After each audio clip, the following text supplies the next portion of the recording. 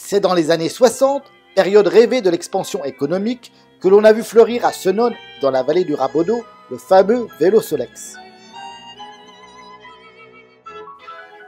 Le vélo Solex est né juste avant la Seconde Guerre mondiale par deux ingénieurs, Maurice Goulard et Marcel Ménesson. De sa sortie en 1946 jusqu'au milieu des années 70, il fait partie du paysage français. En 1946, la commercialisation des premiers vélos Solex débute. Le moteur est de 45 cm3 pour un poids de 25 kg. La production est de 25 cycles par jour.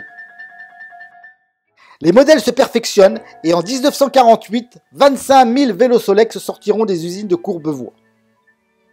Un an plus tard, la production augmente de 40%. Chaque année, de nouveaux modèles sortent des usines. Le succès de la marque s'impose et le vélo Solex deviendra l'emblème d'une génération insouciante qui a l'avenir devant elle. En 1964, 1500 vélos Solex sortiront chaque jour des usines de Courbevoie, soit 60 fois plus que 18 ans auparavant.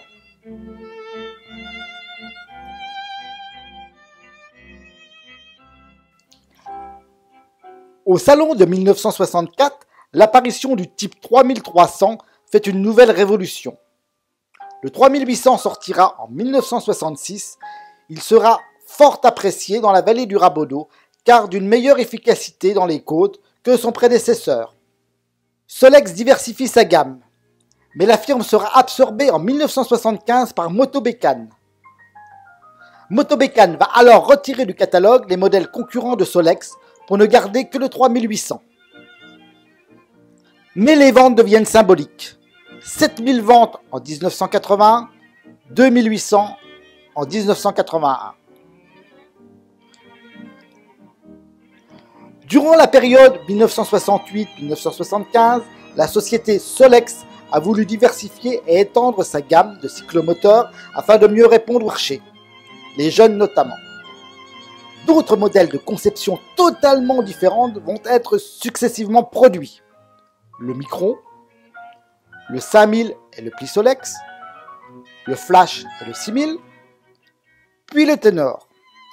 En 1988, la société Solex va disparaître.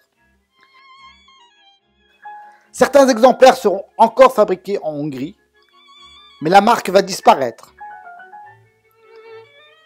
Elle renaît aujourd'hui au travers du e-Solex, Solex électrique produit en France. Le Solex séduit toujours et constitue encore aujourd'hui un exemple de simplicité et d'économie d'entretien.